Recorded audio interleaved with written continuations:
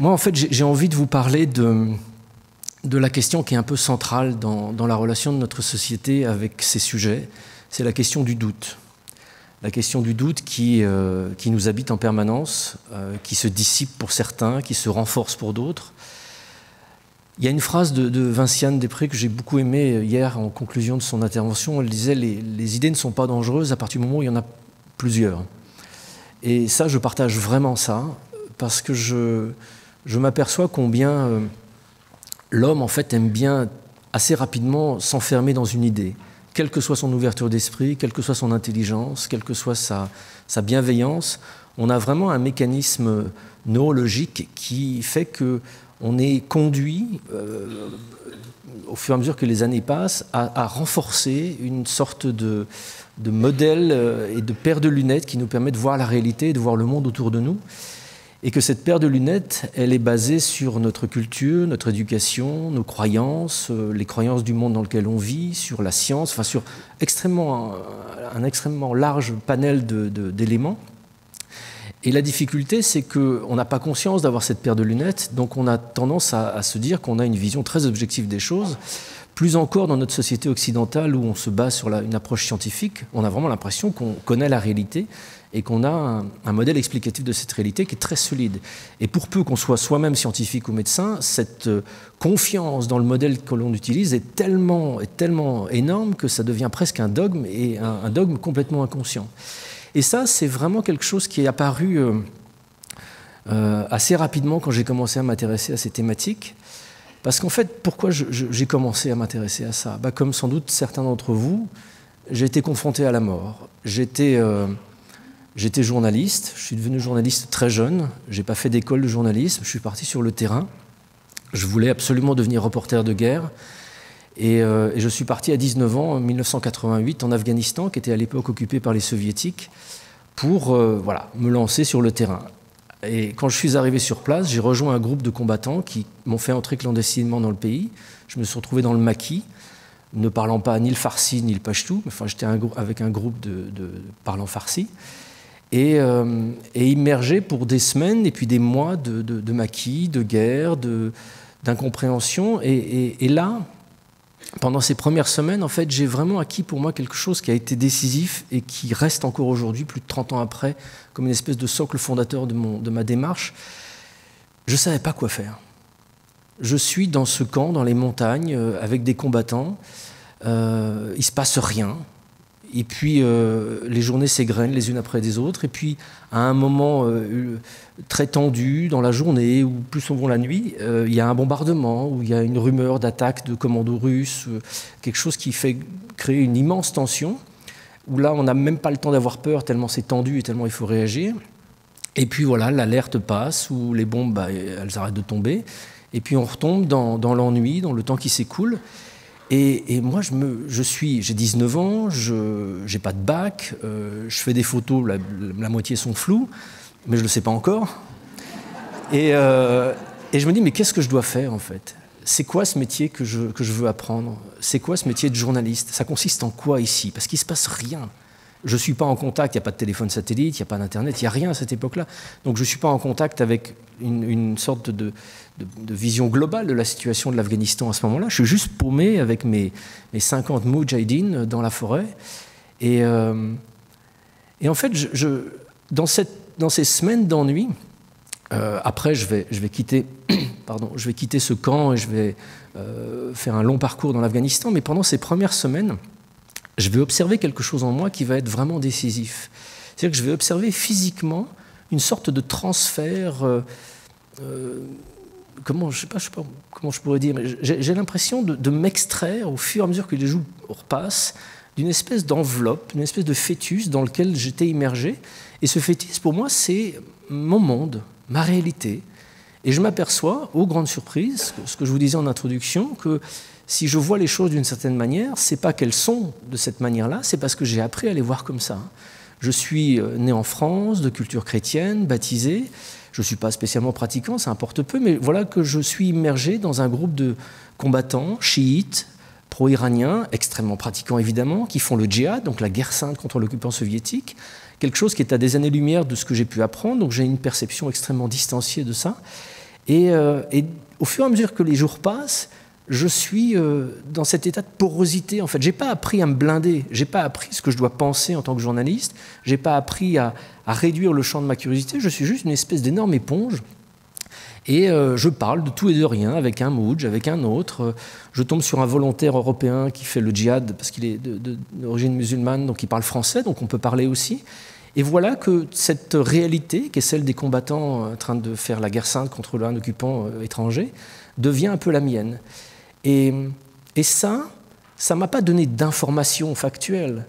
Ça m'a fait prendre la mesure, de façon extrêmement puissante, que mon métier de journaliste ne consistait pas à arriver dans un pays étranger en sachant déjà ce que je devais raconter, en sachant déjà ce que pensaient les gens et ce que je devais en dire, mais mon métier consistait à arriver dans un pays étranger sans a priori, sans rien, en me laissant complètement absorber par la réalité de ces gens-là, leur mode de vie, leur combat, la légitimité de leur action.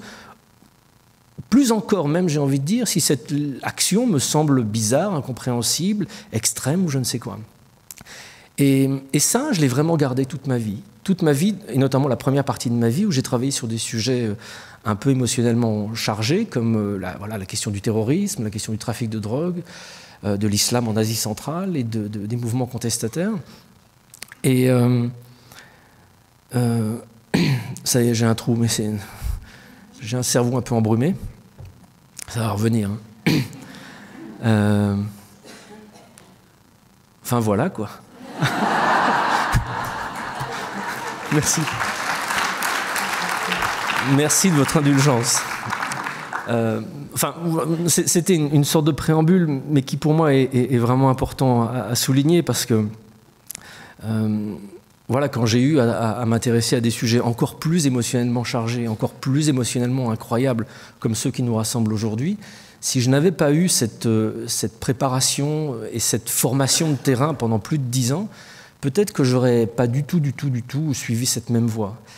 Et en 2001, donc ça fait 13 ans que je suis devenu journaliste, ça fait 10 ans tout juste que j'ai ma carte de presse, je suis en Afghanistan dans une mission un peu folle que j'ai montée, non plus pour être uniquement journaliste, mais pour travailler sur différents domaines de ce pays, notamment le domaine archéologique. Donc j'ai convié avec moi mes frères, une équipe d'Afghans et de Français, dans l'optique, à un moment où les talibans tiennent tout le pays, à un an à peine avant le 11 septembre, dans l'optique de m'intéresser à cette dimension un peu intemporelle de l'Afghanistan, qui est une dimension formidable, son héritage archéologique, son héritage historique. Le visage du Bouddha, par exemple, est né en Afghanistan. On croit que, enfin, le Bouddha était né dans le sud du Népal actuel, mais son visage, sa première fois qu'il a été représenté, ça a été sous des traits d'un prince grec, parce qu'il a été représenté dans cette zone du Gandhara, qui est à cheval entre l'Afghanistan et le Pakistan, qui était une zone qui avait été visitée par Alexandre le Grand et ses armées. Enfin voilà, je ne vais pas partir là-dedans, parce que c'est vrai qu'on a 4 heures, c'est ça, hein. Et voilà, et j'aime ce pays, cette région d'Asie centrale. Et dans le cadre de cette mission, je suis à Kaboul quand les talibans sortent de leur chapeau l'idée qu'il faut détruire toutes les statues pré-islamiques. Et parce que dans leur vision de l'islam extrêmement rigoriste, toute représentation de quelque chose que l'on vénère est interdite. Et bon, je voulais le faire courte, mais voilà, les Bouddhas sont détruits en mars. Moi, je suis à Kaboul. Je continue à faire croire aux talibans que je veux continuer cette mission, ce qui n'est plus le cas, mais pour simplement essayer de faire du coup des films et de ramener le maximum de matériel pour essayer de comprendre ce qui se passe vraiment dans cette région à ce moment-là. Et un matin, le 12 avril 2001, on quitte la maison à Kaboul très tôt, avec le lever du soleil, pour se rendre à Ghazni, qui est une ville à 200 km au sud, à côté de laquelle il y a des sites archéologiques qui, eux, sont pas sous le feu des projecteurs des Bouddhas de Bamiyan, des grands Bouddhas géants, et pour voir un peu dans quel état ils sont, s'il y a un problème enfin, si les talibans les menacent. Et à peine être sorti de la première ceinture de Kaboul, après avoir passé les premiers checkposts talibans, tout d'un coup, mon chauffeur s'arrête et me fait remarquer que la deuxième voiture est plus derrière nous. On les attend 2 minutes, et puis finalement on fait demi-tour. Et quand on revient progressivement sur notre chemin, assez vite, en fait, on tombe sur un attroupement que je vois à quelques centaines de mètres. Visiblement, il y a eu un accident, donc on dit, bon, ils doivent être bloqués derrière. Et puis, on avance, et mon chauffeur ralentit de plus en plus. Et en même temps qu'il ralentit de plus en plus, le temps prend une dimension très différente. Il se contracte, il s'étend, parce que les éléments se clarifient au fur et à mesure que j'approche. Effectivement, il y a un accident. Ah, effectivement, je vois la voiture dans le fossé, mais cette voiture, c'est la nôtre. Et puis, à partir du moment où je suis à peut-être, je sais pas, 80 mètres, je m'aperçois qu'il y a effectivement un corps, et ce corps, il porte une polaire rouge, comme mon frère. Et là, je me dis qu'il est blessé parce qu'il est dans une position de secours, et je n'ai qu'une urgence. Tout mon être est porté vers lui. Il est blessé, il a mal, il est surpris. Il faut que j'aille l'aider. Et puis ce compte chauffeur ralentit de plus en plus, donc j'ouvre la porte, je sors. Sylvain Tesson, qui était l'écrivain de la mission, était dans ma voiture. Il sort également, et puis il m'attrape. Lui a vu que mon frère n'était pas du tout blessé. Je me débat, et là, j'ai ce que les psychiatres m'ont expliqué être un blanc, un mécanisme de protection, où la scène de mon frère mort étant tellement terrible, j'ai tout effacé. Ça dure peut-être 10 secondes, peut-être 15 secondes, je ne sais pas. Et quand je reprends mes esprits, quand je me rassemble, je suis assis par terre dans la poussière, et puis là, tout de suite, une autre mécanisme de protection en fait, s'installe. Il faut que je m'occupe de tout. Et on est en Afghanistan, c'est les talibans, c'est quand même un petit peu le bazar.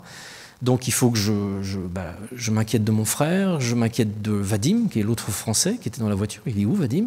Je m'aperçois qu'il est mort aussi. Des 2 Afghans. Hakim, Siddiqui, le chauffeur, ils sont morts aussi. Et là, je rentre dans un mécanisme vraiment où je deviens hyper concentré, hyper méticuleux pour vraiment m'occuper de tous les aspects, de ramener les corps à la maison, comment évacuer les 2 Afghans à l'hôpital, etc. La chance est que l'accident s'est produit devant une équipe de démineurs qui passait en voiture aussi. Et ces démineurs ont toujours une équipe médicale dans leur convoi. Donc l'équipe médicale a pu déjà tout de suite prendre en charge les 2 Afghans et les a amenés vers un hôpital. Et moi, je ramène les corps de Thomas et Vadim à la maison. Mais ce qui est important, si je rentre un petit peu dans le détail de ce moment-là, c'est que sur le lieu de l'accident, je me suis occupé de l'intégrité des corps de Thomas et de Vadim. Après, je rassemble, parce que la voiture a fait un tonneau, donc je rassemble les affaires qui ont été dispersées. Je ne veux rien laisser sur place. Je veux vraiment, on ne reviendra pas là. Donc je veux que toutes les affaires qui ont été éjectées soient rassemblées, celles de Thomas. Et je suis très, très, très lucide sur ce que je traverse. Je suis extrêmement concentré. Et à côté de moi, je le décris à ce moment-là vraiment comme ça, à côté de moi, il y a comme un élément de confusion qui me pénètre, qui sort, qui me pénètre, comme si à certains moments, dans cette ultra-vigilance que je ressens, j'avais aussi des moments de confusion, comme si je ne comprenais pas ce qui se passait. Mais ce n'est pas moi, c'est pas moi. Et aujourd'hui, je le regarde a posteriori avec beaucoup plus de lucidité. Ce n'était pas moi, ça. Je ressens comme la confusion qui entoure cet accident.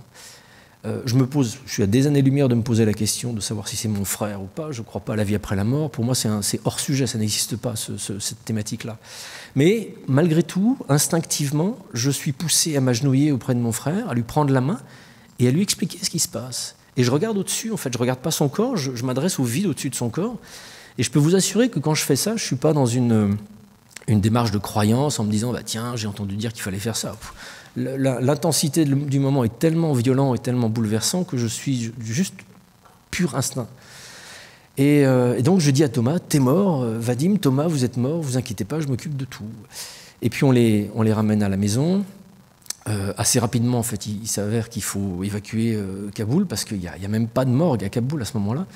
Donc si on veut, je vous épargne les détails. Donc on réussit à affréter un petit Cessna, un petit Beechcraft des Nations Unies qui nous évacue sur le Pakistan.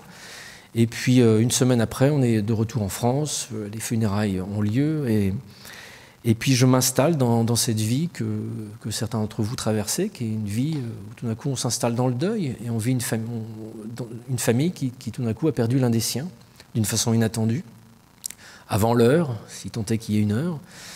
Et une fois que la stupeur, la douleur, la violence de l'accident s'atténue un tout petit peu. Je ne peux pas reprendre ma vie comme avant. C'est pas possible. J'ai déjà eu tendance à être un petit peu radical dans mon existence, à choisir et à opérer mes choix professionnels, non pas pour suivre un plan de carrière, mais pour suivre mes instincts, mes envies, avec toujours cette volonté de comprendre, cette volonté d'être utile dans mon métier, que ce soit en tant que grand reporter auparavant. Et là, j'ai 33 ans, j'ai fait déjà un certain nombre de compromis, légers quand même, parce que je reste radical comme garçon, mais je ne me vois pas là reprendre voilà, mon rôle de spécialiste de l'Afghanistan et de rentrer dans ce truc plan-plan. Et pourtant, voilà, peu de temps après la mort de Thomas, donc 6 mois après, jour pour jour quasiment, c'est le 11 septembre, je suis un des spécialistes de cette région-là, je suis un de ceux qui connaît le mieux les talibans et toute cette problématique. Donc je rentre un peu dans l'énergie du mouvement pour essayer de donner mon avis. Je me laisse porter un peu, voilà, parce que professionnellement, c'est aussi un moment important. Mais il y a quelque chose en moi qui me dit non, là, on va partir ailleurs. Là,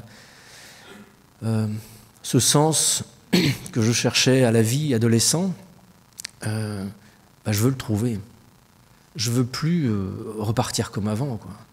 Et puis boire un bon coup pour essayer d'oublier les compromis qu'on fait. Je bois déjà pas mal à l'époque. C'est un très bon moyen de se calmer quand on dévie un peu de sa route. Je le conseille d'ailleurs à tout le monde. Pas besoin de prescription, rien. Enfin, j'en plaisante, mais c'est problématique. Ça l'a été pour moi. Voilà, parce que étant radical dans tout ce que je fais, quand je bois, je suis radical aussi. Et c'est devenu un tel problème que j'ai dû prendre la décision de me qualifier d'alcoolique et d'arrêter définitivement, enfin de faire la seule chose qui était possible. Mais je dirais que ça a presque été facile, en fait. Ça a presque été facile parce que peut-être que mon frère m'y a aidé, peut-être que d'autres énergies y ont participé, parce que l'alcool, ça endort, ça fait du bien, ça met sur pause. Mais il y a quelque chose en moi qui n'avait pas envie de m'endormir. J'avais pas envie de me faire du bien. J'avais envie d'être lucide, j'avais envie de comprendre ce monde. J'avais envie de comprendre ce que je faisais là, ce que mon frère faisait là. Pourquoi est-ce qu'on naît, pourquoi est-ce qu'on passe 30 ans de sa vie, et en claquement de doigts comme ça, on se fait tuer en Afghanistan pour rien, quoi, alors qu'on plaisantait 1 heure avant. C'est quoi la logique de ça? C'est quoi le sens de ça? Sauf que j'ai pas passé mon bac, grâce à un prof de philo qui était un crétin absolu, qui m'a dégoûté de cette discipline après à peine 1 mois de terminale. Donc j'ai aucun outil intellectuel bien développé dans mon esprit pour m'apprendre à réfléchir de façon philosophique. Je suis un mec, donc je gère, je suis costaud, donc j'ai pas besoin d'un psy. Les psys, c'est juste pour les gens qui sont faibles ou qui déraillent. Moi, je déraille pas, je tiens le cap. Donc j'ai pas de philo, j'ai pas de psy. Le religieux, c'est pas ce que je recherche non plus. J'ai eu un intérêt dans l'adolescence pour les questions spirituelles, mais elles se sont fracassées en fait devant la réalité du monde pour moi, et notamment pendant ce premier voyage en Afghanistan. C'est-à-dire que je veux bien croire qu'il puisse y avoir une dimension spirituelle à l'existence, mais quand je vois des gens se faire exécuter devant moi, quand je vois des gens se battre pour leur liberté comme en Afghanistan, j'ai du mal à voir le spirituel là-dedans, j'ai du mal à voir autre chose que des dogmes humains de contrôle qui ne sont pas politiques mais sont d'une nature autre, mais qui finalement ne se réduisent qu'à des croyances, en fait. J'ai pas envie de croyances. Donc voilà, je suis perdu, en fait. Je suis perdu, comme sans doute peut-être beaucoup d'entre vous qui avaient été confrontés à ça. On veut pas de curé, on veut pas de psy, on veut pas de philosophe parce que c'est juste des voyages en haute platitude, comme disait Simon Lay. Donc qu'est-ce qu'on fait? Rien. On se démerde. Et puis il faut que ça aille mieux au bout de 6 mois parce que sinon on fait pas son deuil, soi-disant.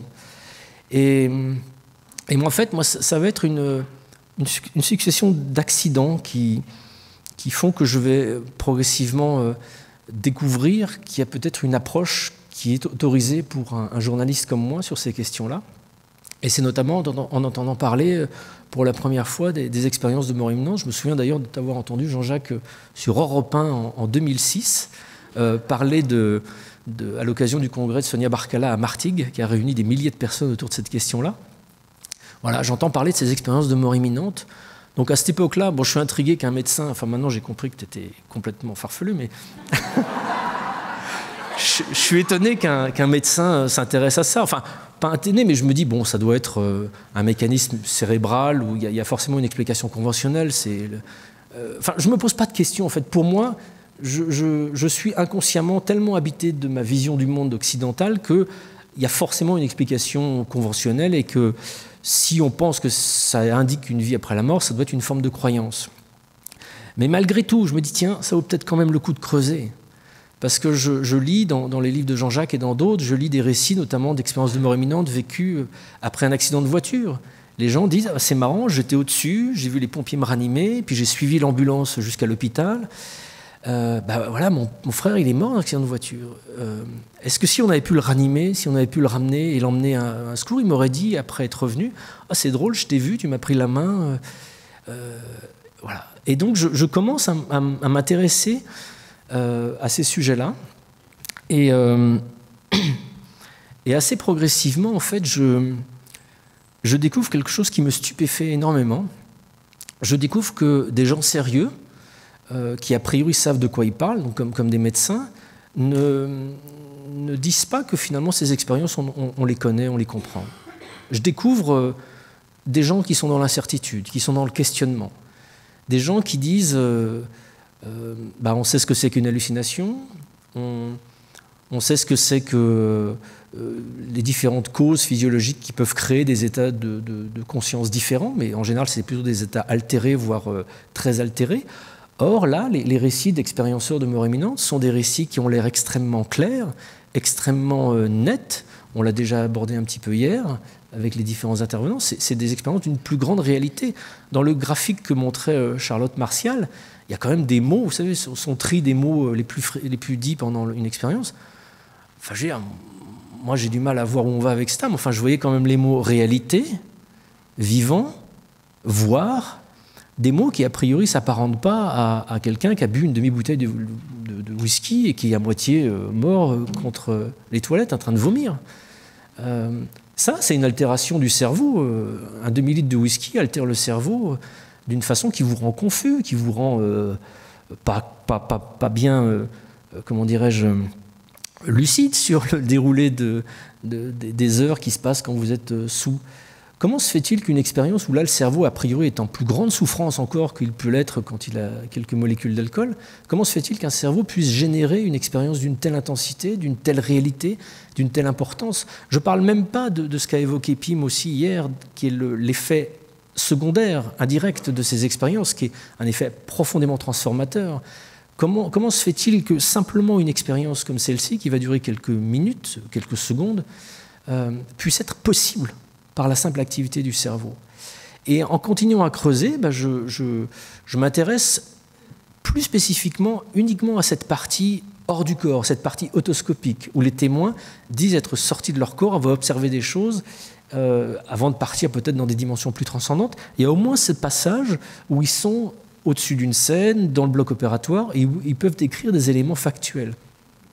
Donc je fais mon métier de journaliste, en fait, j'essaie de rencontrer des tels témoins, de voir, de les jauger, comme quand j'interrogeais un trafiquant de drogue ou un moudjahidine. Voilà, on peut me mentir, mais j'ai quand même des outils à la fois intuitifs et de raisonnement qui me permettent de très rapidement voir une lanterne s'allumer ou au contraire de ne pas la voir s'allumer.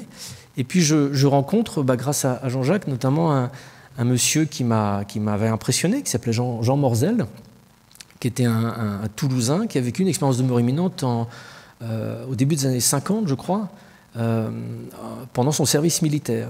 Et c'était quelqu'un de débordant de vie et qui, vous devez sans doute tous connaître son histoire, il a publié plusieurs livres où il la raconte, où il se tire une balle à blanc dans le plexus pendant des manœuvres pendant son service militaire, mais les balles à blanc à l'époque elles étaient en bois. Donc en fait il est en plein dans la cambrousse avec d'autres soldats. Et puis, il se tire dans le plexus. Donc, il a des écharpes de bois partout dans le bide, et notamment dans le foin. Et c'est un gars costaud, mais il va quand même perdre connaissance, parce que le chemin de l'hôpital pour aller jusqu'à l'hôpital de Toulouse, il est long. Donc, il arrive à l'hôpital de Toulouse inconscient. Il est conduit au bloc inconscient. On va chercher le médecin qui était parti au cinéma avec sa femme. Ils reviennent en courant. La femme attend son mari dans le couloir. Le médecin entre au bloc. en disant, bon, il y a peu de chances qu'on la ramène, parce qu'un foie abîmé comme ça, à l'époque, ça va être morte, c'est la mort, quoi. Et le médecin va quand même s'échiner à travailler, à enlever les petites écharpes de bois de Jean. Et puis, finalement, il le stabilise et il le garde. Et une semaine après, enfin, je ne sais plus si c'est une semaine, peu importe, quelques temps après, quand Jean se réveille, il est perturbé. Parce qu'il a vraiment eu l'impression, lui, à un moment, de sortir de son corps, de flotter au-dessus du bloc opératoire, de voir ce qui se passait, de traverser un moment le mur du bloc opératoire, et il se rappelle même le grain des cailloux qu'il traverse, comme si son âme, enfin son entité traversait un mur de cailloux. Et puis il se voit à l'extérieur, il voit un garage à vélo, il voit l'hôpital dans lequel il n'a jamais mis les pieds de sa vie et dans lequel il est arrivé, il était en coma. Donc il se dit, voilà, je dois délirer, je dois être fou, enfin, les questions que se posent beaucoup d'expérienceurs malheureusement. Et il n'a qu'une envie, c'est d'être suffisamment costaud pour pouvoir se lever, aller à la fenêtre et voir par la fenêtre si ce qu'il a pensé et rêvé pendant son opération est vraiment ce qui correspond, notamment ce garage à vélo. Et je crois que c'est une semaine à peu près avant qu'il réussisse à pouvoir se lever. Et quand il se lève, en regardant par la fenêtre, il voit effectivement un garage à vélo extrêmement identique à celui qu'il a vu dans son rêve, et puis l'entrée de l'hôpital qui correspond à ce qu'il a désigné. Et ça lui donne suffisamment de confiance pour en parler au médecin, qui l'accueille, comme souvent les médecins, surtout à l'époque où le phénomène n'était absolument pas connu, en disant oui, vous inquiétez pas, vous avez dû délirer, mais calmez-vous, vous avez sacrément dégusté avec cette balle, etc. Et puis Jean lui dit, ouais, mais attendez, j'ai vu ça, mais j'ai aussi vu, je suis même allé sous la table du bloc opératoire, et j'ai vu le nom de la marque. Ça a été fabriqué au cycle Armes et Cycle de Saint-Étienne. Alors là, le médecin, il dit, on va aller voir. Et, pardon, c'est un volontaire, ce léger accent belge qui est sorti. C'est que j'ai des neurones miroirs extrêmement efficaces, et donc je deviens un petit peu belge. Et j'adore ça. Et donc le médecin sort de la chambre de Jean, va dans le bloc et revient tout blanc, parce qu'effectivement, la table d'opération est une table en fer avec marqué « Armes et Cycle de Saint-Étienne ». Or, ce mot-là était recouvert par un champ opératoire, par tout ça. Et Jean était capable de lui décrire ça, mais aussi de lui décrire sa femme qui attendait dans le couloir et d'autres éléments. Et quand je rencontre Jean, il peut me raconter des histoires, mais je ne sais pas si certains d'entre vous ont déjà rencontré des expérienceurs, ou même si certains d'entre vous ont vécu ces expériences-là. Mais quand vous voyez... en fait, ça aussi, c'est une grande leçon pour moi. Les témoins que j'ai rencontrés par centaines depuis plus de 15 ans, vous voyez que c'est les premiers à se questionner. C'est les premiers à ne pas vouloir vous vendre un modèle tout rempli, à vouloir vous vendre des certitudes. C'est les premiers à se poser des questions sur ce qu'ils ont vécu. Et cette distance-là, pour moi, c'est vraiment un facteur extrêmement important dans la capacité de recueillir un témoignage ou au contraire de l'écarter. Quand quelqu'un arrive avec une histoire vraiment toute construite et veut m'en convaincre, et dès que j'émets une petite remarque, me dit non, c'est pas ça, et puis revient sur son truc, et puis n'entend pas que ça puisse être questionné, en général, je commence à avoir un certain nombre de doutes. Ça peut être une expérience réelle, mais qui a fragilisé la personne, ça c'est une autre question. Mais en général, voilà, l'immense majorité des témoins que je rencontre sont des premiers à se dire oui, mais j'étais fou, j'ai remis en doute ce que j'ai vécu. Et j'ai rencontré ça chez Jean. Et puis...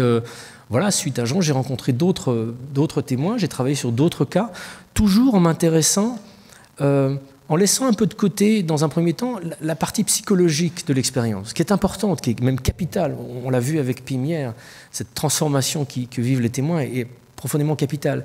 Mais dans ma tête de journaliste un peu bourrin, je dis ouais, c'est un effet psychologique. Effectivement, quand on a fraudé la mort, on n'a peut-être plus envie de redevenir trader, etc. Donc, on s'en fout.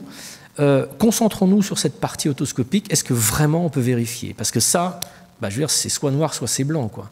Si un type en coma sort de son corps et puis dit ce qui s'est passé dans la pièce d'à côté, et que ce qui s'est passé dans la pièce d'à côté est vraiment ce que le type a observé alors qu'il n'était pas en capacité de le faire, voilà, quoi. Et des cas comme ça, il n'y en a pas un ou deux. Il y en a un nombre incalculable. Et l'avantage, comme on l'a évoqué hier avec Pim, de ces expériences, c'est qu'elles se produisent maintenant depuis presque 50 ans, grâce aux techniques de réanimation qui sont devenues monnaie courante dans l'ensemble des services hospitaliers. Donc les gens qui avaient un arrêt cardiaque autrefois mouraient et depuis 50 ans sont ramenés dans une immense majorité. Et donc, comme vous l'avez vu hier, entre 15 et 20% de ces gens-là sont susceptibles d'avoir vécu une expérience de mort imminente et de s'en rappeler. Excusez-moi.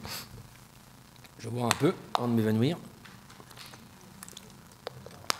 Et donc, ça nous permet quand même de collecter un nombre assez vertigineux de témoignages avérés. Il y a un livre que Pim van Lommel m'a conseillé il y a quelques semaines qui s'appelle « The Self Does Not Die », qui est bouleversant comme bouquin parce que c'est que des cas avec arrêt cardiaque, validation de médecins, témoignages de médecins. Il y a le cas de Pamela Reynolds dedans, dont certains ont peut-être entendu parler, qui sont décortiqués avec tous les arguments, les contre-arguments. Oui, mais ça pourrait être ci, oui, ça pourrait être ça. C'est vraiment une étude extrêmement solide, de cas extrêmement solides, avec cette partie sortir du corps. Alors malheureusement, c'est qu'en anglais, mais le livre est vraiment impressionnant. Et des travaux comme ça, il y en a, voilà, il y en a beaucoup qui sont disponibles.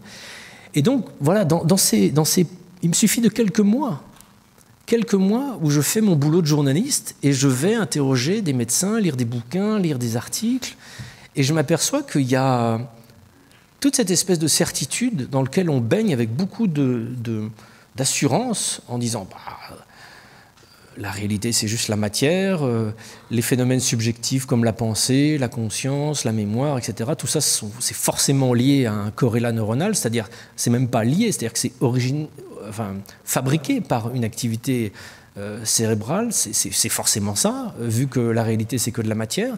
En fait, cet ensemble de modèles commence à s'effriter un petit peu.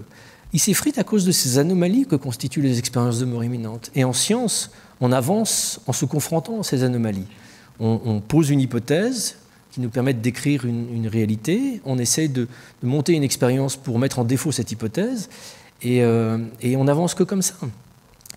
Et voilà que depuis 50 ans, des millions de personnes rapportent vivre des expériences de mort imminente, dont une grande quantité sont pas juste des expériences un peu évanescentes, floues, avec aucun élément qui permettrait de corroborer, mais avec des choses très très précises. Je me rappelle, pendant Enquête extraordinaire, on avait interrogé un chirurgien d'origine japonaise qui rapportait qu'il avait été choqué le jour où un de ses patients lui avait dit « Mais pourquoi vous faites le poulet dans le bloc opératoire ?»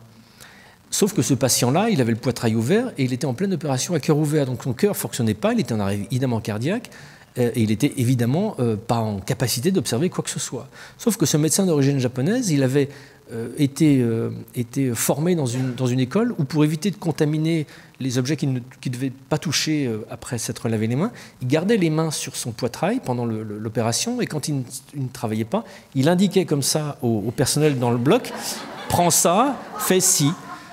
Et le patient... Alors, décrire un bloc opératoire qu'on a tous vu à urgence en disant « Ah, j'ai vu que vous avez fait ça », on peut supposer que le cerveau reconstruise un scénario. Enfin, là, cette critique est légitime. Mais un type qui a le cœur ouvert, qui est mort, bon, qu'on va ranimer, hein, heureusement après, vous décrire que le chirurgien japonais faisait le poulet dans le bloc opératoire, il faut commencer à travailler sérieusement du boulot de façon irrationnelle pour se dire ça doit s'expliquer rationnellement. Vous voyez le... Et plus j'avance en fait dans cette recherche, en commençant à élargir un peu aussi mon champ, notamment à la médiumnité et à d'autres thématiques liées à la mort, plus je m'aperçois qu'on vit vraiment dans un monde irrationnel.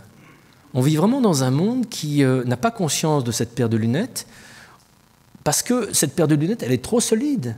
La paire de lunettes matérialiste, en fait, elle est trop évidente, elle est trop imprégnée de chacun de toute notre réalité. Et cette paire de lunettes, en fait, elle nous impose de ne percevoir tous les événements qui nous entourent qu'avec ce prisme qu'ils ne peuvent être déclenchés que par une origine matérielle, une pensée, une expérience subjective. Quoi que ce soit, ça doit forcément émerger d'un mécanisme matériel. Et on n'arrive pas à se poser la question différemment. On n'arrive pas à faire ce pas de côté. Et dès qu'on fait ce pas de côté, on est qualifié de farfelu, on est qualifié de rêveurs, de croyants, etc. Alors, au début, moi, j'essaie de comprendre un petit peu quels sont les mécanismes de ça, parce que je ne peux pas concevoir que des gens soient idiots. Je peux concevoir que, je ne sais pas, quelqu'un qui revendique ouvertement une croyance décide de s'enfermer dans cette croyance et défendre son modèle. Je peux le croire, on le voit un petit peu sur cette planète depuis quelque temps, comme vous avez pu vous en rendre compte aussi. Mais j'ai quand même le sentiment intuitif que dans le monde de la science, on n'est pas dans la croyance. Les gens sont quand même intelligents, ils ne sont pas bêtes, ils sont capables de se remettre en question, d'explorer les trucs et d'entendre surtout la légitimité de s'intéresser à ces anomalies. Eh bien, en fait, pas trop. Pas trop. Moi, ça me semble absolument stupéfiant, mais cette question de la vie après la mort, en fait, pour beaucoup de gens, elle reste tellement abstraite, tellement compliquée à aborder, comme elle l'était pour moi avant que je perde mon frère, qu'on préfère la laisser un peu de côté, quoi, en se disant, bon, après tout, je m'en fous, c'est pas grave, j'ai perdu personne, donc je vais pas me poser la question. Ça va remettre en question trop de trucs si je me laisse embarquer là-dedans, donc ça m'intéresse pas. Et j'ai rencontré plein de médecins, des neurochirurgiens notamment, à qui je posais la question sur l'expérience de mort imminente. Et ici, le cerveau c'est compliqué, vous savez. Et je dis, mais vous avez rencontré un témoin ? Vous avez discuté mais avec gentillesse, je leur posais la question. Ils fait, non, j'ai pas le temps, vous savez. Et je comprends cette attitude-là. Voilà, j'en reviens à ce que je disais initialement dans mon introduction. On est des êtres humains, que l'on soit médecin, comptable, écrivain ou peu importe. On est des êtres humains et on a un dispositif intérieur qui nous fait vouloir être de plus en plus en sécurité, être de plus en plus tranquille. La vie est tellement bombardante de difficultés, de défis, de questionnements, d'angoisses que bon, on verra plus tard. On va déjà regarder la télé ce soir, on va boire un bon coup, une petite bière.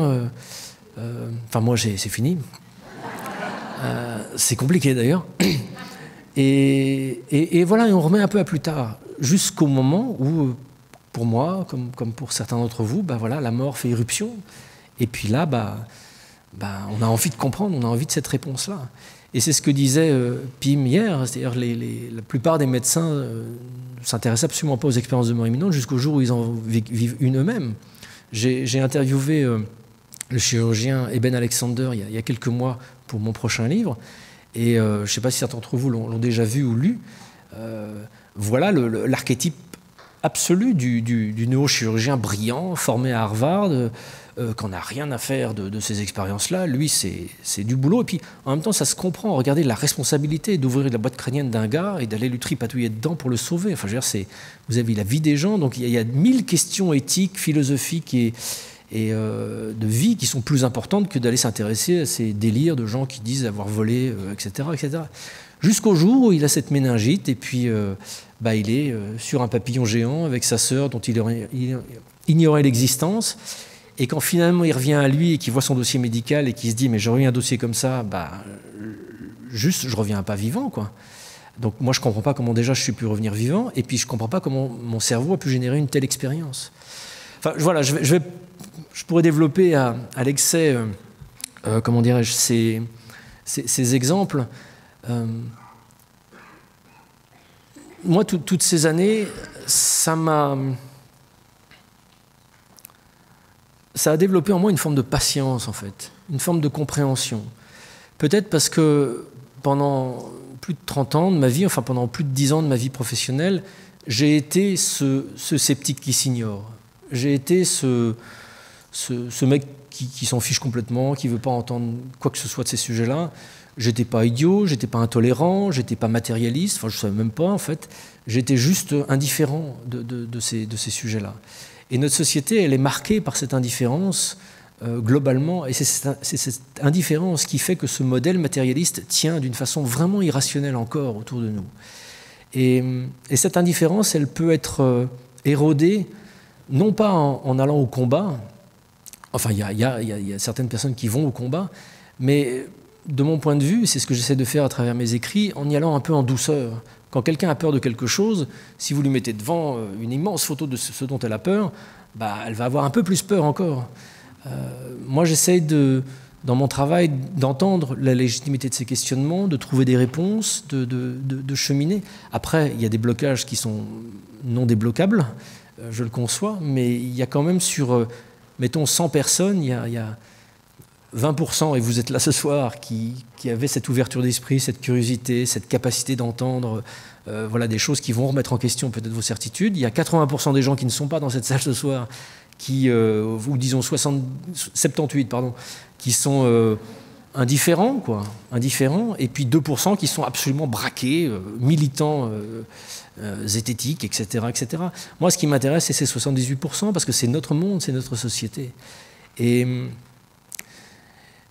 surtout, moi, il y a eu un déclic important. J'ai toujours du mal à évoquer ce passage, je ne sais pas trop comment en parler, mais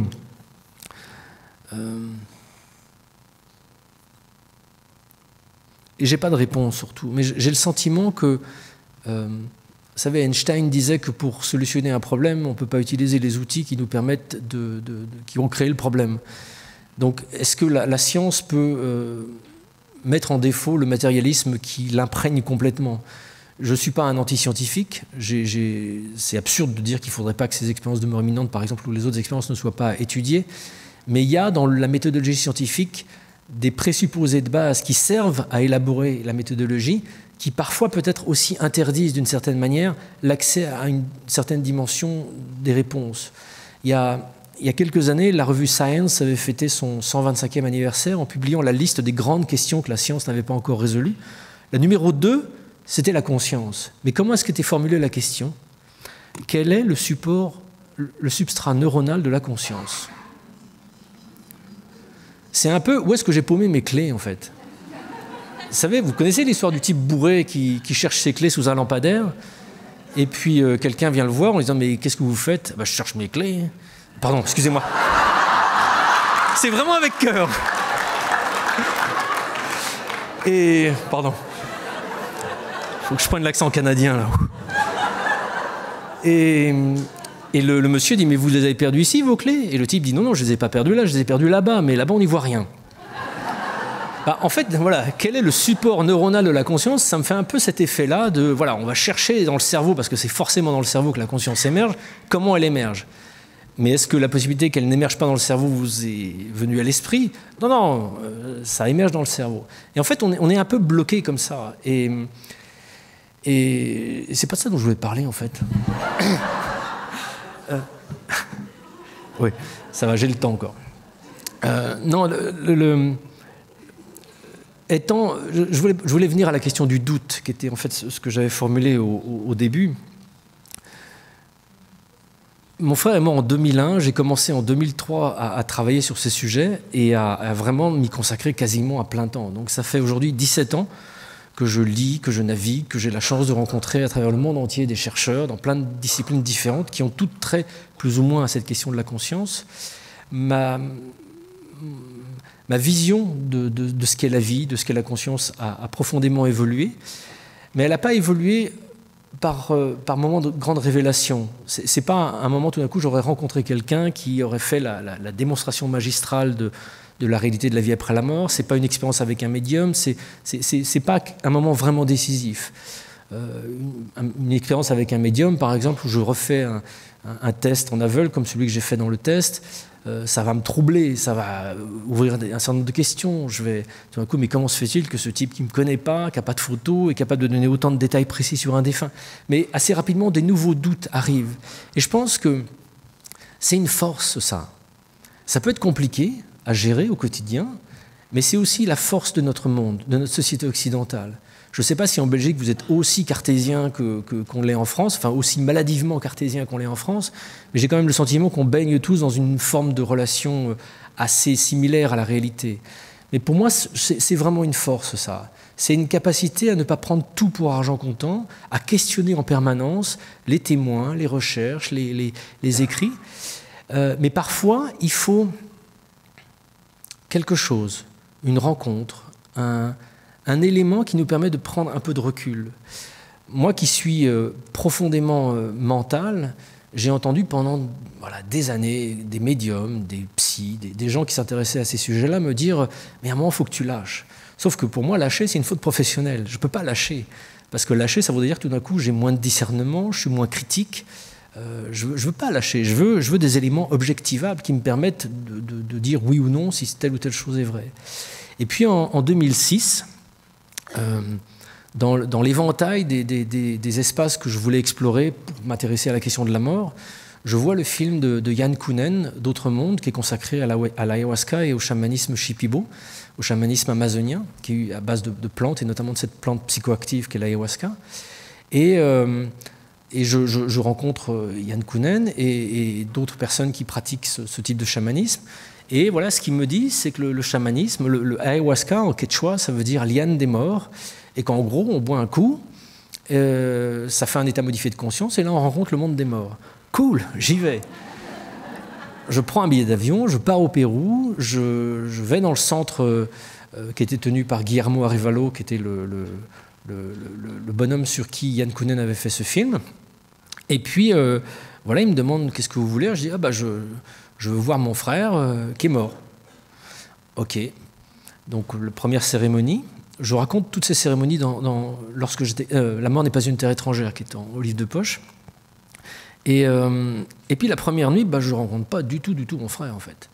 Je suis dans un bombardier qui est en train de s'écraser, en piqué, et c'est l'horreur absolue. C'est-à-dire que là, tout d'un coup, c'est comme si j'étais dans une machine à laver en 8000 tours minute. Ça dure 4 heures, je suis traversé de moments de grande panique, de peur, c'est la fin de ma vie, je ne comprends rien, en fait, de ce qui se passe, mais vraiment rien. Et en plus, c'est physique. C'est-à-dire que je vomis, j'ai des courbatures, j'ai des vertiges. Enfin, c'est une expérience extrêmement traumatisante. Et puis je me dis, bon, c'est fini, jamais je recommence, terminé. Et puis dès que l'aube se lève, je me dis, bon, allez, ce soir j'y retourne, parce que j'ai dû faire un truc pas bon, et je vais y arriver. Donc le soir, nouvelle cérémonie, nouvelle fin de ma vie, je vois rien. Et en fait, je vais passer 3 semaines comme ça dans ce centre où je ne vais jamais voir mon frère. Par contre, je vais vomir. Hein. Et puis je suis assez déstabilisé, je suis en colère, je comprends rien. Est-ce qu'il y a un truc que je fais pas bien, enfin, etc. Et puis j'ai l'impression que les chamans ils s'en foutent un peu. Enfin, c'est pas vraiment des psys. Hein. Après 5 heures de transe à haut niveau, vous allez les voir et vous leur dites alors qu'est-ce qui s'est passé? Il me dit, c'était fort. Hein. Allez, va te coucher. Donc, en termes d'accompagnement psychospirituel, c'est un peu léger. Et puis, 6 mois après, j'y retourne. Je suis un peu radical, hein, vous l'avez compris. J'y retourne dans le cadre d'un reportage que je fais pour Géo Magazine avec ma femme. Natacha va écrire, donc là, ça va me laisser le temps, moi, juste de faire les photos et puis de prendre l'ayahuasca et puis d'essayer de voir mon frère. Et puis, ça rebolote, quoi, ça continue, c'est douloureux, difficile, compliqué. Parfois, il y a des moments qui sont plus calmes, mais à d'autres moments, il y a des... Le moment qui est le pire, c'est vraiment le moment où, après une demi-heure, après avoir pris, les lumières sont éteintes dans la hutte. Vous avez les bruits de la forêt qui font une cacophonie pas possible. Et puis, tout d'un coup, vous sentez que ça monte. Vous sentez tout d'un coup qu'il y a une distorsion de la réalité, il y a un son qui est un peu bizarre. Et puis là, vous vous dites précisément à ce moment-là, oh merde, j'aurais pas dû du tout. Et là, le problème, c'est que c'est mort, quoi. C'est parti pour 4 heures. Et là, je peux vous dire que ces moments de panique sont enfin, vraiment, vraiment terribles. Et puis, pendant ces différentes cérémonies, ma femme me dit à un moment, mais toi, tu veux voir Thomas, tu veux absolument qu'il vienne, mais qu'est-ce que tu fais, toi, pour aller le voir? Et alors, au début, ça m'énerve. Souvent, quand ma femme me dit des trucs, ça m'énerve. Mais tout le temps, elle a raison. Et donc, j'essaie de me mettre dans une disposition où peut-être il faut que je lui demande, il faut que moi j'essaie de calmer ça, il faut que j'essaie peut-être d'être plus détendu au moment où la peur arrive, etc.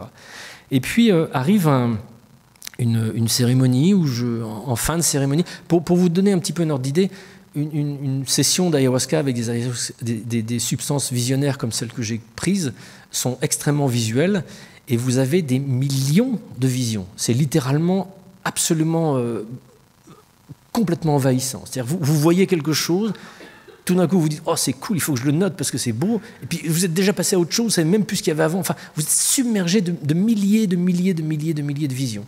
Donc, sur les 15 jours qu'on passe avec Natacha en Amazonie, on fait une dizaine de cérémonies. Donc, on totalise 50 à 60 heures de transe élevée. Donc, des dizaines de milliers de visions, littéralement. Et puis, cette nuit-là, en fin de cérémonie, je sens que ça redescend un peu. Je suis adossé au dos de la hutte. Et j'ai l'impression que dans un espèce de brouillard commence à apparaître mon frère, accroupi. Il a sa polaire rouge qu'il avait le jour de l'accident, il a le crâne rasé comme il était, et puis il me regarde. Et c'est comme si ça apparaissait du néant, d'une sorte de brume. Et puis moi, je regarde mon frère comme ça. Puis je dis, oh, je suis défoncé. Et j'y crois pas. Je dis, ouais, c'est moi, quoi. Et puis voilà, lui, il fait une sorte de geste comme ça du style c'est moi, il parle pas, il dit rien, j'entends rien. Mais moi, je regarde ça presque indifférent, quoi. Et puis il s'efface, et la cérémonie se termine, on doit dormir un petit peu. Et puis le lendemain matin, on se fait un débrief avec Natacha, et puis quand je lui dis ça, elle me regarde, elle me fait mais je l'ai vu. Et elle me décrit en fait exactement la même scène que celle que j'ai vue, Thomas, à droite de mes pieds, accroupi, avec sa polaire rouge. Et je la connais, ma femme. Enfin, je sais que si elle me dit ça, c'est qu'elle l'a vraiment vu. Et cette expérience, elle m'a intrigué à deux titres. Elle a ouvert une question. Elle a ouvert la question de la subtilité de cette expérience-là, de la fragilité, cette difficulté à pouvoir la saisir, cette difficulté à ce qu'elle soit suffisamment manifeste pour ne pas laisser de doute. Vous voyez, j'aurais été tout seul, j'aurais même jamais cru. Mais même le fait que Natacha l'ait vu, ça n'a pas pour moi été une grande révélation. Ça a été intriguant. Je me dis, est-ce que ça pourrait quand même être possible? Et à partir de ce moment-là, en fait, j'ai eu l'impression de mener deux chemins. Encore une fois, vraiment grâce à ma femme, et je tiens à lui rendre hommage chaque fois, parce que sans elle, je pense que je serais resté encrotté dans ma vision dualiste de journaliste.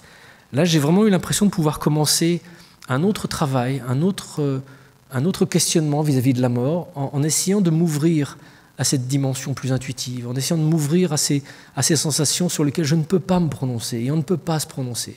C'est ce que disait, je crois que c'est Vinciane qui disait ça hier à propos des signes.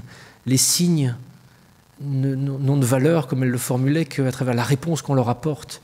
Moi, je me rappelle de mon père à la Kaboul, quelques semaines après l'accident, qui voit des oiseaux magnifiques dans le jardin et qui dit « Est-ce que c'est un signe de Thomas, ça ?»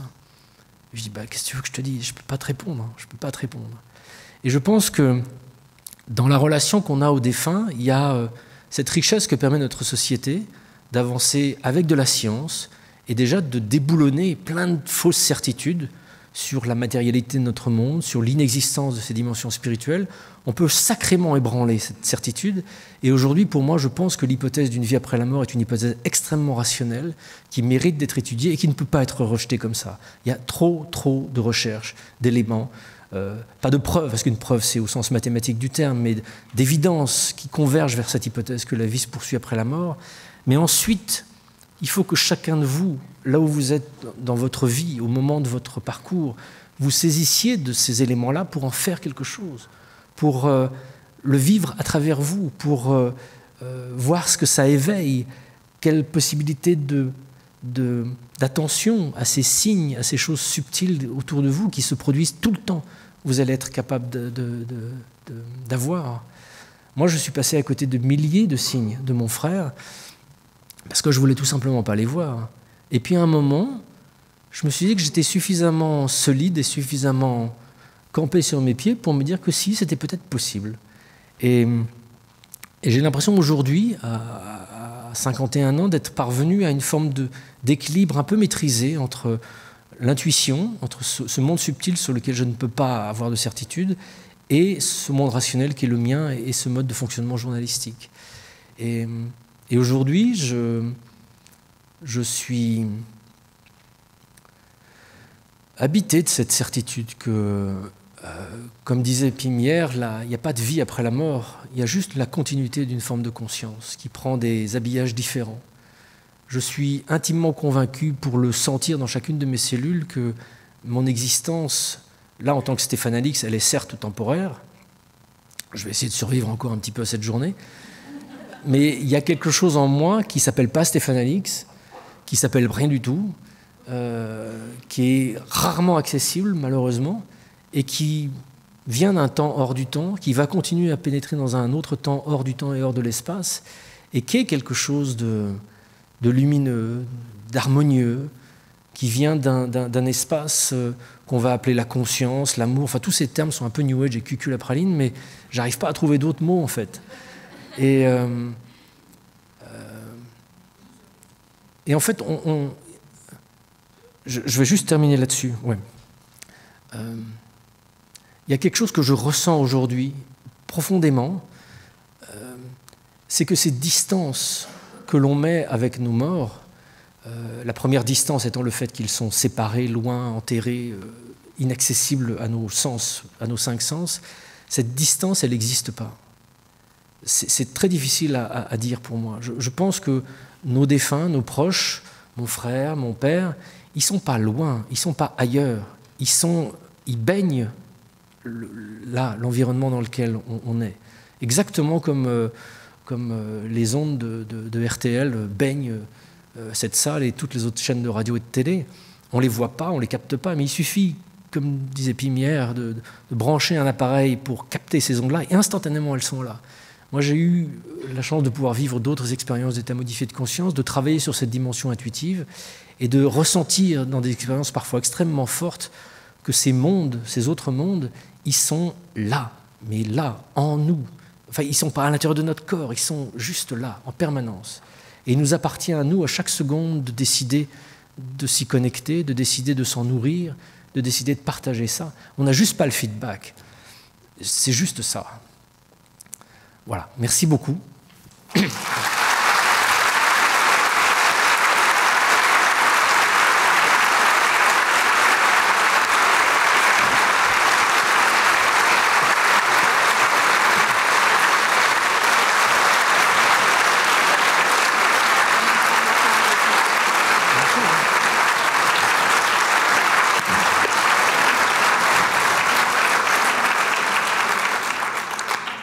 Je propose qu'on prenne quand même un petit peu de temps pour les questions, puisque j'ai vu qu'on avait mis 1h30 pour la pause déjeuner. On peut la raboter un peu. Hier, on a eu 1 heure, ça suffit. Donc, on peut faire 1h15. Comme ça, on peut faire un quart d'heure de questions. Ceux qui ont quand même très faim, vous pouvez y aller. Hein. Et peut-être juste pendant que, que quelqu'un se propose pour des questions, vous donner une petite information.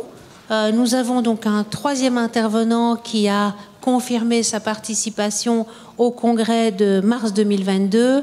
C'est Evelyne Elsasser. Elle a écrit un bouquin qui s'appelle « Quand les défunts viennent à nous » et qui est d'ailleurs, je l'ai acheté, donc je sais qu'il est à la librairie Satas. Donc voilà, ça c'est une bonne nouvelle aussi, d'avoir ce 3e intervenant. Voilà. Alors, je sais pas qui... Juste un mot sur Evelyne, si tu permets. Oui, je sais que tu la connais, effectivement. Je travaille avec elle depuis plus de 10 ans. Elle a été une des premières à s'impliquer dans l'INRES. Evelyne a publié plusieurs livres sur les expériences de mort imminente et elle en a écrit un notamment avec Kenneth Ring qui s'appelle « Lesson from the Light ». Et Evelyne est à l'origine de la plus importante recherche actuelle sur les expériences de contact spontané après le décès, qui s'appelle VSCD, vécu subjectif de contact avec un défunt. Elle a obtenu le financement d'une fondation qui lui a permis de lancer cette recherche en France, en Suisse, en Espagne et en Grande-Bretagne.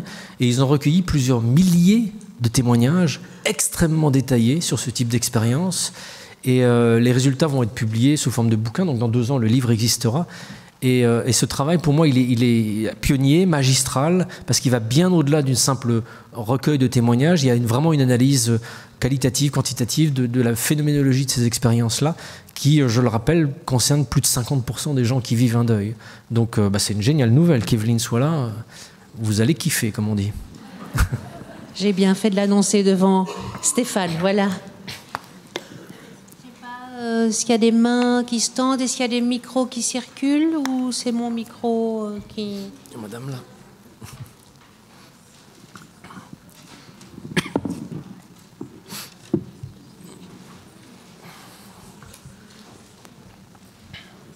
Bonjour, rebonjour.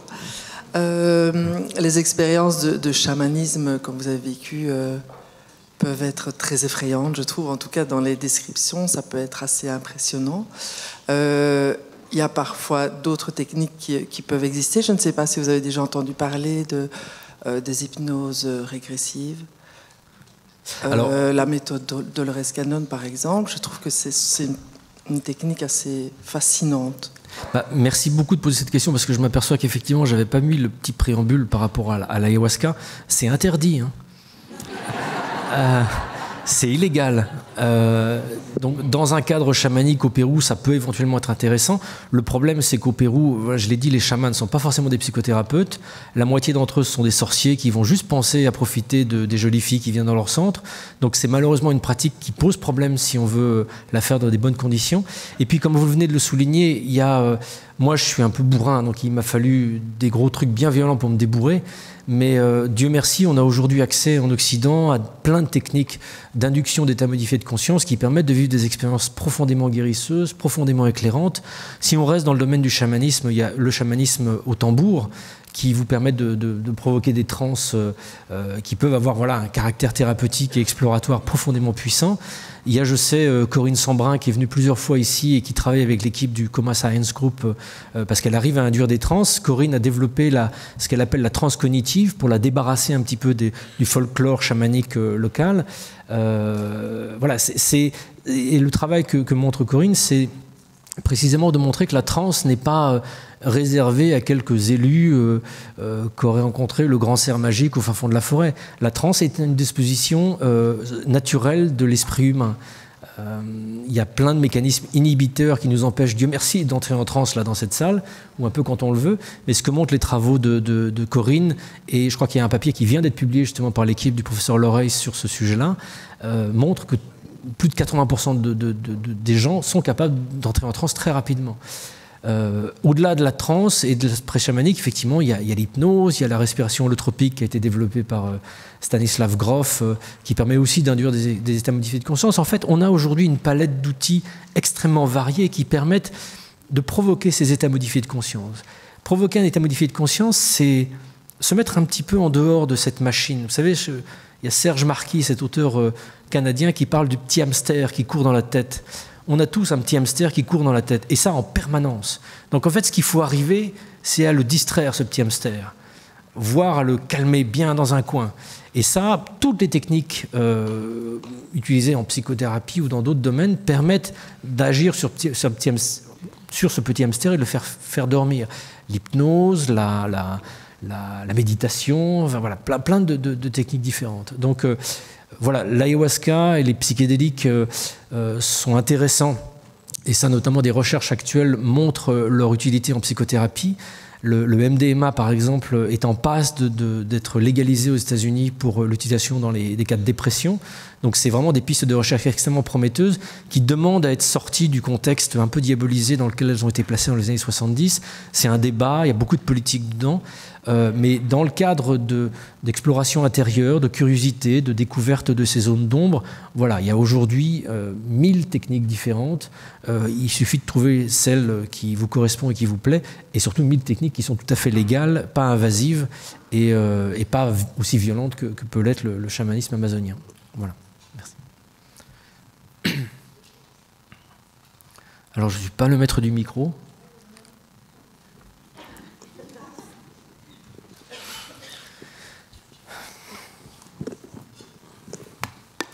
Voilà. On a demandé hier matin s'il y avait une vision par rapport à la réincarnation. Est-ce que vous avez un avis sur la question ? J'ai un avis, mais bon, en dehors de moi... ma petite tambouille personnelle, hein, ça n'a rien d'objectif.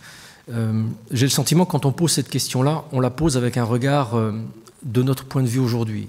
Et notre point de vue aujourd'hui, il est quand même extrêmement réduit et paramétré par l'existence qui est la nôtre dans un corps physique, dans un espace et dans un temps donné. Donc notre vie, votre vie, la vie de chacun, elle a commencé à un moment, elle va se finir à un moment. Donc votre personnalité, Stéphane Alix, il va finir par mourir à un moment. Sauf que quand on meurt, on sort de cette temporalité. On n'est plus dans le passé, dans le futur, on est dans... C'est complètement contre-intuitif, c'est impossible à se figurer, mais c'est un peu comme...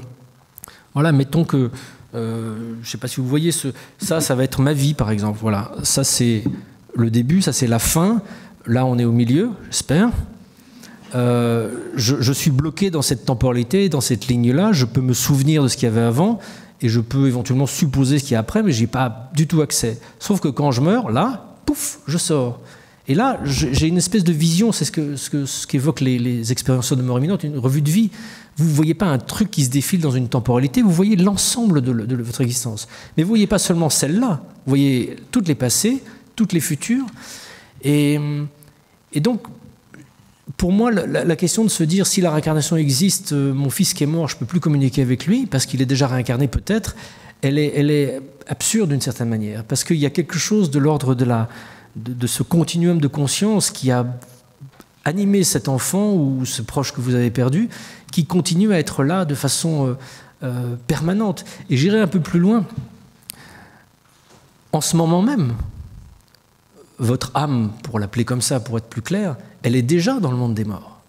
Il y a déjà, en ce moment maintenant, pour nous, dans ce temps-là, une dimension de vous qui est dans un temps hors de l'espace et du temps. Cette petite flamme auquel on ne se confronte jamais, qu'on ne peut jamais, à qui on ne peut jamais communiquer, qui s'immisce dans notre vie par certains rêves, dans des accidents, dans l'expérience de mort imminente. On est déjà de l'autre côté. Donc, au-delà de la question de la réincarnation, en fait, elle pose une question un peu angoissée de notre monde en disant « Oui, mais si une vie après la mort, c'est cool, mais je veux quand même rester ce que je suis parce que j'aime bien ce que je suis. » Et en fait, plus j'avance, plus j'ai l'impression que cette personnalité qu'on a, et voilà, on est un ensemble de 500 personnalités aujourd'hui, sur le long terme, c'est pas voué à être figé. Sur le long terme, ça va être beaucoup plus majestueux que ça. Sur le long terme, il y a peut-être des différences entre certains d'entre vous et moi aujourd'hui, parce qu'on est dans des corps très différents. Peut-être à un certain niveau d'existence, il n'y aura même plus de différence. Peut-être on est tous mêlés, enfin toutes les religions et les recherches, la physique quantique, enfin tout ça, quand on essaie de modéliser certaines réalités de ce que pourrait être ce monde au-delà, on parle d'un grand tout, on parle de quelque chose de global. C'est inconcevable pour nous, parce qu'on est vraiment, d'un point de vue observateur, complètement aveuglé par notre personnalité.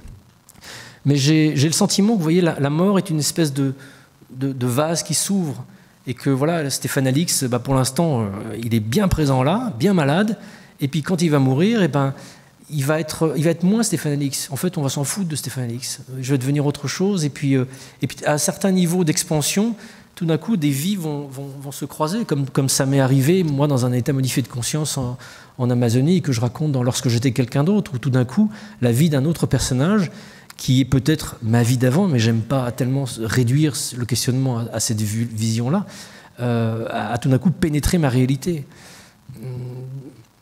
Mais voilà, ça reste que mon opinion et peut-être que je me trompe.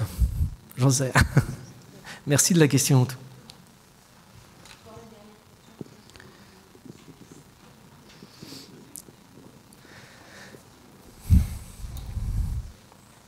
En fait, je reviens à cette phrase de Vinciane qui, pour moi, est vraiment importante.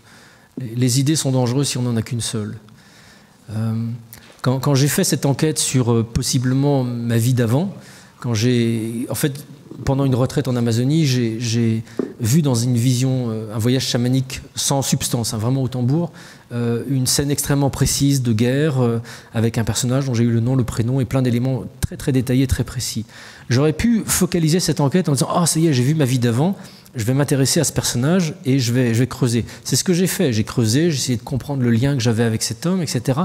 Mais au fur et à mesure de mon enquête, il m'apparaissait que la question de savoir si c'était ma vie d'avant devenait tellement secondaire, tellement factice, tellement pas intéressante par rapport au mécanisme de guérison que j'étais en train de mettre en œuvre en faisant ce cheminement, en faisant ce travail. Et souvent, encore une fois, voilà, j'en reviens à ces paires de lunettes, on a toujours envie, dès qu'on acquiert un certain nombre de connaissances, on a envie de les rassembler dans un modèle. On a envie de se dire, bon allez, j'arrête de bouquiner, j'en ai marre, qu'est-ce que je peux faire de ce que j'ai déjà acquis ? Comment je peux l'ordonner pour en faire un modèle ? Et trop souvent, malheureusement, ce modèle, il va commencer à durcir un petit peu, comme de la pâte à modeler, et puis on ne va plus vouloir trop en changer. moi, est-ce que c'est parce que je suis journaliste et que je suis amené par ma posture à devoir sans cesse découvrir de nouvelles choses? Je ne sais pas. Mais c'est tellement riche de se réveiller chaque matin en te disant finalement, je suis sûr de rien. Les choses s'élargissent de plus en plus. C'est incertain, c'est fragile, mais c'est la vie, ça, d'être incertain et fragile. Comme dit mon ami Fabrice Midal, la méditation ne sert pas à vous enfermer dans un petit truc pour vous déstresser, pour vous faire du bien. La méditation et la vie, de manière plus générale, c'est le danger, c'est l'incertitude. C'est dans cette incertitude que vont venir les bonnes surprises.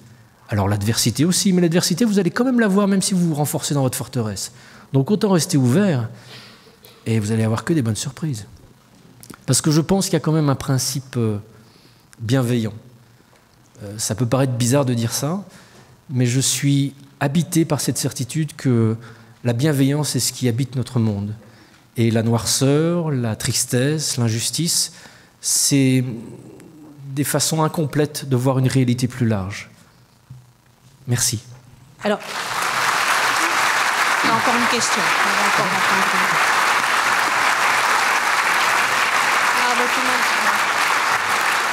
Donc on va encore prendre une question, une dernière question. Et alors la phrase exacte, c'est « Il n'y a rien de plus dangereux qu'une idée quand on en a une, quand on en a qu'une ». C'est du philosophe Alain. Comme ça. Géant. Voilà. Donc la dernière question, je crois qu'il y a un monsieur qui a le micro déjà.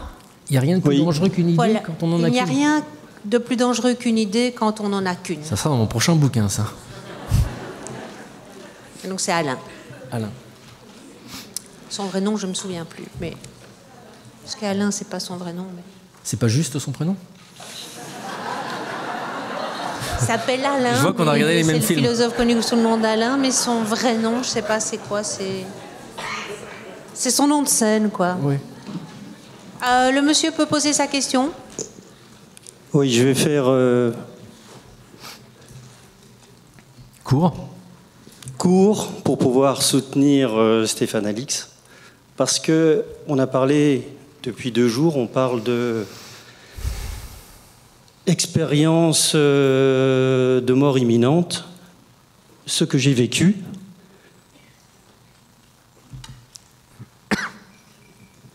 de façon inversée, et je veux le dire aussi pour la dame qui est derrière. Et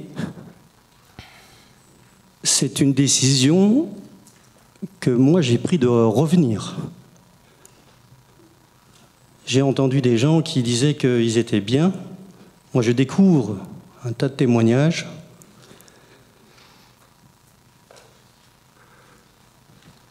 Vous partez pas vers le cours, là. Merci Stéphane. Je crois qu'il y a beaucoup de gens qui ont faim. Essayez de raccourcir, s'il vous plaît. Et donc ce que je veux dire par là, c'est que c'est vrai que le fait de revenir sur Terre, ça laisse beaucoup d'interrogations et ça donne aussi l'occasion de pouvoir faire une recherche un peu comme vous l'avez fait. Vous l'avez fait au travers de votre frère. Moi, je l'ai fait au travers de ma décision de revenir suite à un suicide qui était proche de moi. Et je suis revenu avec un message un peu, et c'est ça que je voulais faire, c'est vous soutenir là-dessus, c'est-à-dire qu'avec cet amour inconditionnel, et de comprendre que l'amour inconditionnel est la plus grande source de notre énergie, et c'est la raison pour laquelle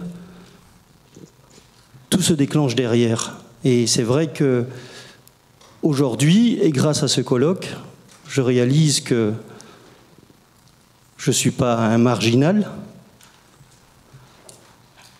mais que, effectivement, comme vous l'avez dit, des millions de personnes l'ont vécu aussi. Voilà.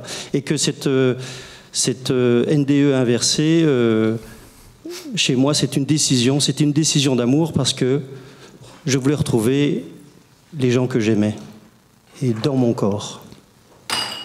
Merci de ce partage.